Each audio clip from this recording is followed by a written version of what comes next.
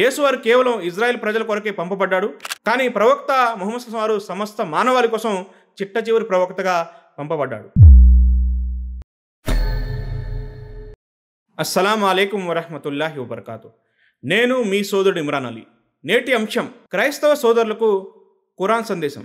ముందుగా మనం ఖురాన్ పరిశీలిస్తే ఖురాన్ సూర ఆల్ ఇమ్రాన్ సూర నంబర్ 3 ఆయత్ నంబర్ 64. గ్రంథ ప్రజలారా, మీకు మాకు సమాంతరమైన విషయం వైపుకు రండి. అదేమిటంటే ఒక అల్లాను మాత్రమే ఆరాధించాలి, ఆయనతో పాటు మరొకరిని సాటి కల్పించకూడదు. ఖురాన్ ఏమని బోధిస్తుందంటే, ఓ గ్రంథ ప్రజలారా, మీకు మాకు మధ్య సమాంతరమైన విషయాల వైపుకు రండి. ఖురాన్ ఇస్తున్న మొదటి సందేశం ఏంటంటే దేవుడు ఒక్కడే, త్రిత్వం కాదు. ఖురాన్ సూర ఇఖ్లాస్ సూర నంబర్ 112 ఆయత్ నంబర్ 1. ఔజు బిల్లాహి మినష్ షైతానిర్ రజీం బిస్మిల్లాహిర్ రహ్మానిర్ రహీం. కుల్ హు అల్లాహు అహద్. చెప్పండి, అల్లా ఒకే ఒక్కడు, అద్వితీయుడు. సూర బకరా సూర నంబర్ 2 ఆయత్ నంబర్ 163. వా ఇలాహుకుం ఇలాహు వాహిద్ లా ఇలాహ ఇల్లాహు రహ్మానుర్ రహీం. మీ దేవుడు ఒక్కడే, ఆ కరుణామయుడు కృపాకరుడు తప్ప మరొక దేవుడు లేడు. ఖురాన్ సూర మాయిదా సూర నంబర్ 5 ఆయత్ నంబర్ 73.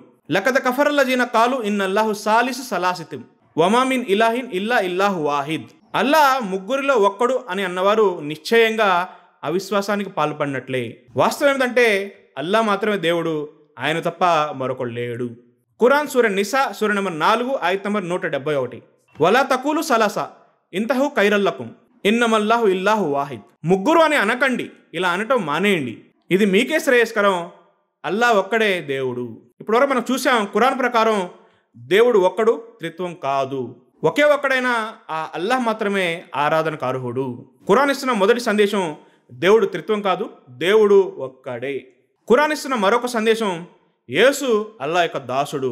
యేసు దేవుడు కాదు, దేవుని యొక్క దాసుడు. మనం ఖురాన్ పరిశీలిస్తే ఖురాన్ సూర మరియం సూర నంబర్ 19 ఆయత్ నంబర్ 30. కాల ఇన్ని అబ్దుల్లా ఆతానియల్ కితాబా వజఅల్ని నబియ్యా. యేసు వారు ఇలా అంటున్నారు, నేను అల్లా యొక్క దాసుడిని, అల్లా నాకు దివ్య గ్రంథాన్ని ఇచ్చి నన్ను ప్రవక్తగా నియమించాడు. ఖురాన్ సూర మాయిదా సూర నంబర్ 5 ఆయత్ నంబర్ 72. లకద కఫరల్లజీన కాలు ఇన్నల్లాహు వల్ మసీహ్ ఇబ్ను మరియం వకాలల్ మసీహ్ యా బనీ ఇస్రాయిల్ ఉబుదుల్లా రబ్బీ వరబ్బకుం. మరియం కుమారుడైన యేసే దేవుడు అని అన్నవారు నిశ్చయంగా అవిశ్వాసానికి పాల్పడినట్లే. వాస్తవానికి యేసు ఇలా అన్నాడు, ఓ ఇజ్రాయిల్ ప్రజలారా, మీరు అల్లాహకు దాస్యం చేయండి, ఆయన నాకు ప్రభువే మీకు ప్రభువే.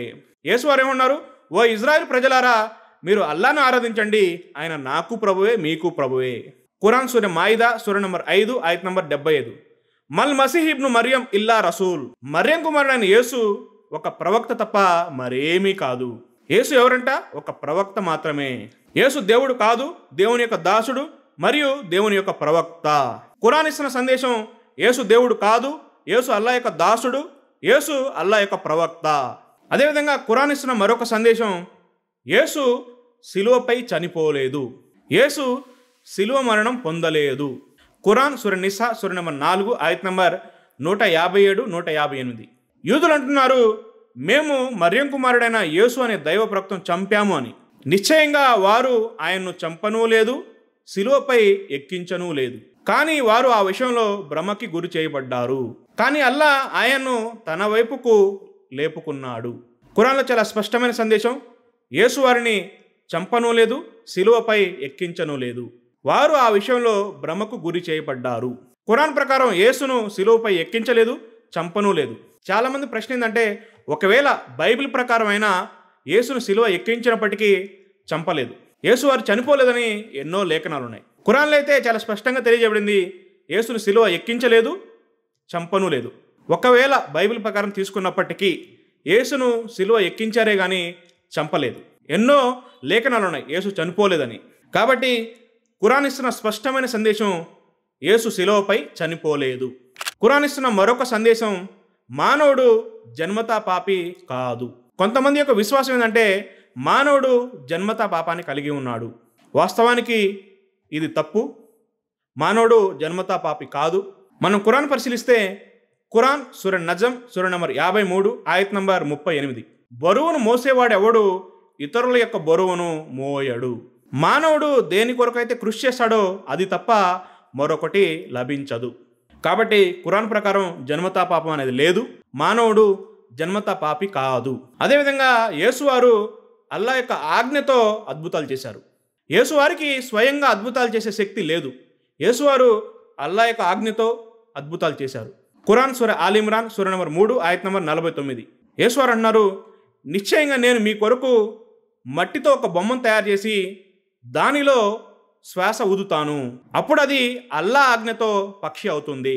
మరియు నేను అల్లా ఆజ్ఞతో పుట్టు గుడ్డివాడిని, కుష్టు రోగిని బాగు చేస్తాను, మరియు మృతుణ్ణి కూడా బ్రతికిస్తాను, మరియు మీరు తినేది ఇండ్లలో కూడబెట్టేది కూడా నేను మీకు తెలుపుతాను. ఈ వాక్యం బట్టి అర్థమవుతుంది, యేసువారు అద్భుతాలు చేశారు.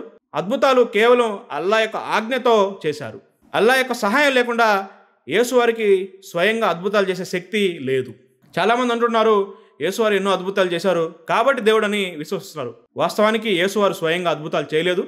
యేసువారు అల్లా యొక్క సహాయంతో అద్భుతాలు చేశారు. చివరిగా ఖురాన్ ఇస్తున్న సందేశం ఏంటంటే, యేసువారు ఇజ్రాయేల్ ప్రజల కొరకు ప్రవక్తగా పంపబడ్డారు. మనం ఖురాన్ పరిశీలిస్తే ఖురాన్ సూర ఆల్ ఇమ్రాన్ సూర నంబర్ 3 ఆయత్ నంబర్ 49. వ రసూలన్ ఇలా బనీ ఇస్రాయిల, యేసువారిని బనీ ఇస్రాయిల్ వారి వైపుగా ప్రవక్తగా పంపబడ్డాడు. యేసు కేవలం ఇజ్రాయేల్ ప్రజల కోసమే పంపబడ్డాడు. కానీ చిట్ట చివరి ప్రవక్త ముహమ్మద్ సల్లల్లాహు అలైహి వసల్లం వారు సమస్త మానవాళి కోసం ప్రవక్తగా పంపబడ్డాడు. ఖురాన్ సూర అంబియా సూర నంబర్ 21 ఆయత్ నంబర్ 107. వమా అర్సల్నాక ఇల్లా రహమతులిల్ ఆలమీన్, ఓ ప్రవక్త మేము నిన్ను సమస్త మానవాళి కోసం కారుణ్యంగా చేసి పంపాము. ఖురాన్ సూర సబా సూర నంబర్ 34 ఆయత్ నంబర్ 28.